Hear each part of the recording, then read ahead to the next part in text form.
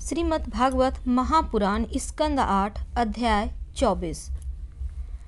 राजा परीक्षित ने पूछा, भगवान के कर्म बड़े अद्भुत हैं।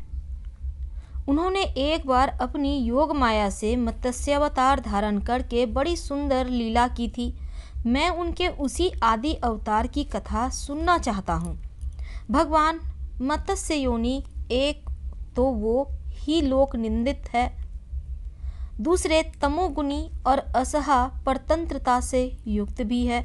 सर्वशक्तिमान होने पर भी भगवान ने कर्म बंधन में बंधे हुए जीव की तरह यह मत्स्य का रूप धारण क्यों किया? भगवान महात्माओं के कीर्तनीय भगवान का चरित्र समस्त प्राणियों को सुख देने वाला है। आप कृपा करके उनकी वह सब लीला हमारे सामने पूर्ण रूप से वर्णन कीजिए। सूत जी कहते हैं, सौनक आदि ऋषियों, जब राजा परीक्षित ने भगवान श्री सुखदेव जी से यह प्रश्न किया, तब उन्होंने विष्णु भगवान का वह चरित्र जो उन्होंने मत्स्यावतार धारण करके किया था वर्णन किया। श्री सुखदेव जी कहते हैं, परीक्षित, वो तो भगवान सबके एकमात्र प्रभु हैं, फिर भी वे गौ, ब्राह्मण, देवता, साधु, वेद, धर्म और अर्थ की रक्षा के लिए शरीर धारण किया करते हैं। वे सर्वशक्तिमान प्रभु वायु की तरह नीचे ऊंचे छोटे बड़े सभी प्राणियों में अंतर्यामी रूप से लीला करते रहते हैं, परंतु उन प्राणियों के बुद्धिगत गुणों से वे छोटे बड़े या ऊंचे नीचे नहीं हो जाते, क्योंकि वे वास्तव में समस्त प्राकृत गुणों से रहित निर्गुण हैं। परीक्षित, पिछले कल्प के अंत में ब्रह्मा जी के सो जाने के कारण ब्रह्म नामक नैमित्तिक प्रलय हुआ था।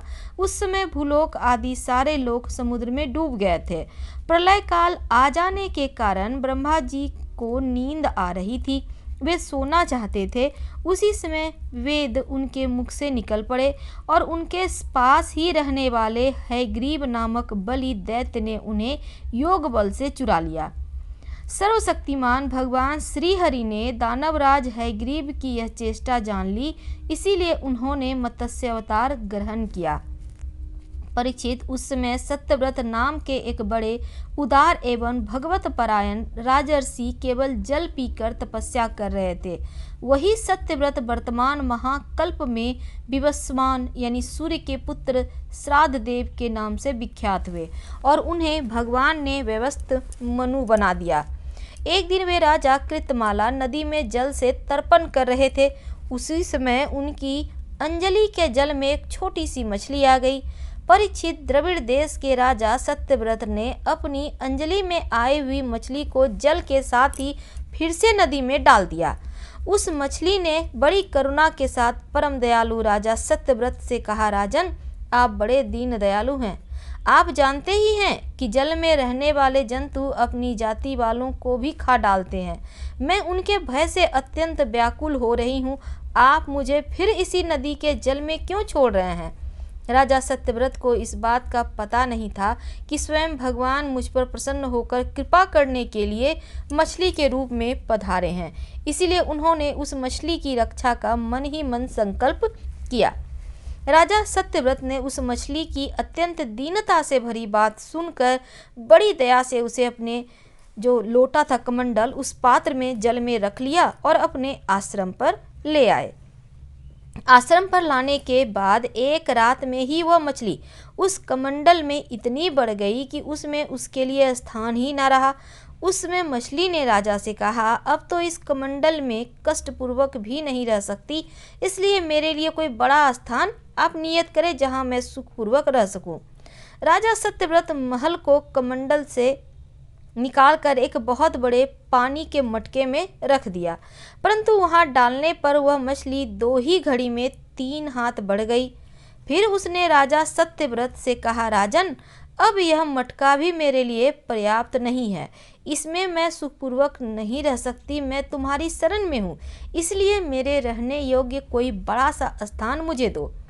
परीक्षित, सत्यव्रत ने वहां से उस मछली को उठाकर एक सरोवर में डाल दिया, परंतु वह थोड़ी देर में इतना बढ़ गई कि उसने एक महामत्स्य का आकार ग्रहण कर उस सरोवर के जल को घेर लिया और कहा, राजन, मैं जलचर प्राणी हूँ, इस सरोवर का जल भी सुखपूर्वक रहने के लिए मेरे लिए पर्याप्त नहीं है, इसलिए आप मेरी रक्षा कीजिए और मुझे किसी अगाध सरोवर में रख दीजिए। मत्स्य भगवान के इस प्रकार कहने पर वे एक एक करके उन्हें कई अटूट जल वाले सरोवर में ले गए, परंतु जितना बड़ा सरोवर होता उतने ही बड़े में वे बढ़ जाते। अंत में उन्होंने उन लीला मत्स्य को समुद्र में छोड़ दिया।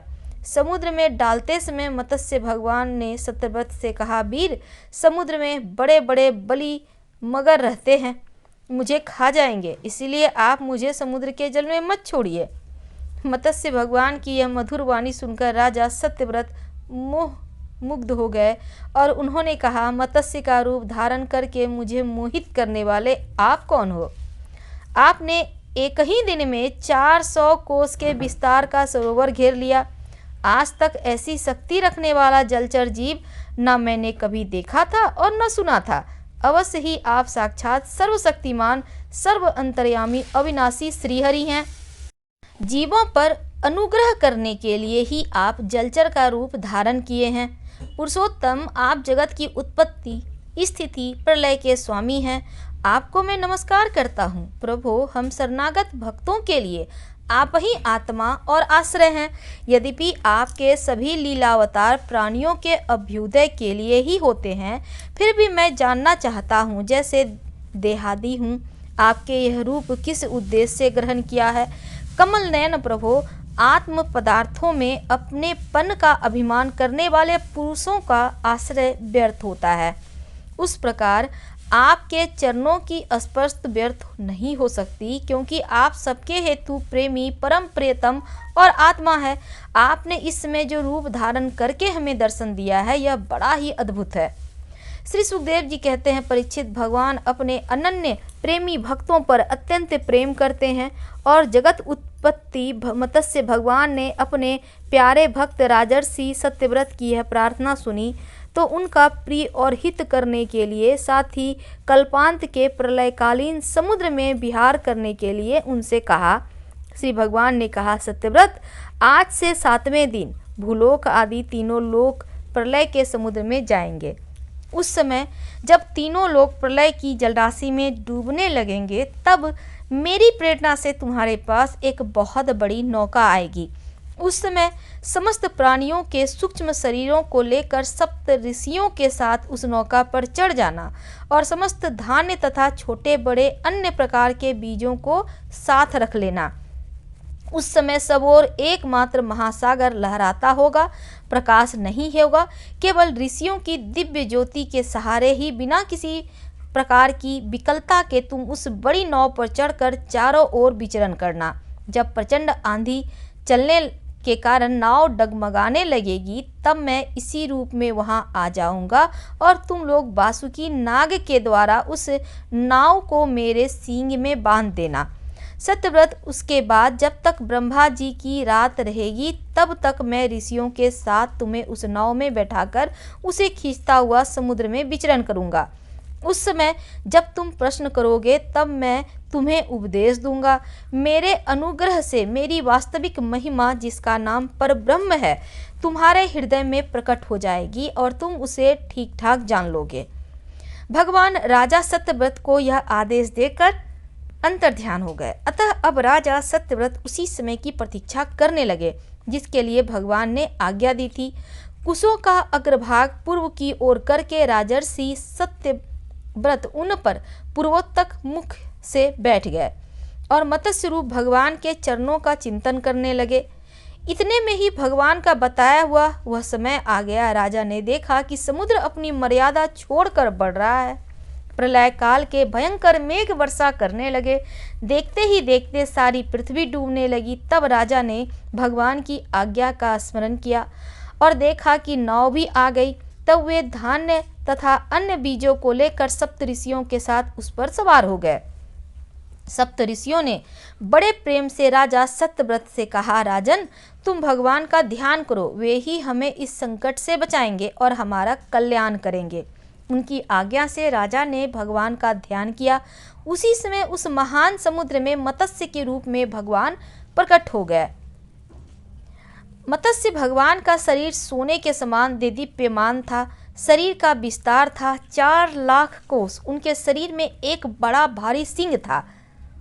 भगवान ने पहले जैसी आज्ञा दी थी उसके अनुसार वह नौका वासुकी नाग के द्वारा भगवान के सिंह में बांध दी गई और राजा सत्यव्रत ने प्रसन्न होकर भगवान की स्तुति की। राजा सत्यव्रत ने कहा कि प्रभु, संसार के जीवों का आत्मज्ञान अनादि अविद्या से ढक गया है। इसी कारण वे संसार के अनेकानेक क्लेशों के भार से पीड़ित हो रहे हैं। जब अनायास ही आपके अनुग्रह से वे आपकी शरण में पहुंच जाते हैं तब आपको प्राप्त कर लेते हैं। इसीलिए हमें बंधन से छुड़ाकर वास्तविक मुक्ति देने वाले परम गुरु आप ही हैं और यह जीव अज्ञानी है, अपने ही कर्मों से बंधा हुआ है, सुख को इच्छा से दुखप्रद कर्म का अनुष्ठान करता है। जिनकी सेवा से उसका यह अज्ञान नष्ट हो जाता है वे ही मेरे परम गुरु आप मेरे हृदय की गांठ काट दें। जैसे अग्नि में तपाने से सोने चांदी के मल दूर हो जाते हैं और उनका सच्चा स्वरूप निखर जाता है, वैसे ही आपकी सेवा से जीव अपने अंतःकरण का अज्ञान रूप मल त्याग देता है और अपने वास्तविक स्वरूप में स्थित हो जाता है। आप सर्वशक्तिमान अविनाशी प्रभु ही हमारे गुरुजनों के भी परम गुरु हैं, अतः आप ही हमारे भी गुरु बने। जितने भी देवता, गुरु और संसार के दूसरे जीव हैं, ये सब यदि स्वतंत्र रूप से एक साथ मिलकर भी कृपा करें तो आपकी कृपा से 10,000वें अंश के अंश की बराबरी भी नहीं कर सकते। प्रभु, आप ही सर्वशक्तिमान है। मैं आपकी शरण ग्रहण करता हूँ। जैसा कोई अंधा अंधे को ही अपना पथ प्रदर्शक बना ले, वैसे ही अज्ञानी जीव अज्ञानी को ही अपना गुरु बनाते हैं। आप सूर्य के समान स्वयं प्रकाश और समस्त इंद्रियों के प्रेरक हैं। हम आत्म तत्व के जिज्ञासु आपको ही गुरु के रूप में वर्ण करते हैं। अज्ञानी मनुष्य अज्ञानियों को जिस ज्ञान का उपदेश करता है वह तो अज्ञान ही है। उसके द्वारा संसार रूप घोर अंधकार की अधिकाधिक प्राप्ति होती है, परंतु आप तो उस अविनाशी और अमोघ ज्ञान का उपदेश करते हैं जिससे मनुष्य अनायास ही अपने वास्तविक स्वरूप को प्राप्त कर लेता है। आप सारे लोक के सुहृदय, प्रियतम, ईश्वर और आत्मा हैं। गुरु उसके द्वारा प्राप्त होने वाला ज्ञान और अभीष्ट की सिद्धि भी आपका ही स्वरूप है। फिर भी कामनाओं के बंधन में जकड़े जाकर लोग अंधे हो रहे हैं। उन्हें इस बात का पता ही नहीं कि आप उनके हृदय में ही विराजमान हैं। आप देवताओं के भी आराध्य देव, परम पूजनीय परमेश्वर हैं। मैं आपसे ज्ञान प्राप्त करने के लिए आपकी शरण में आया हूँ।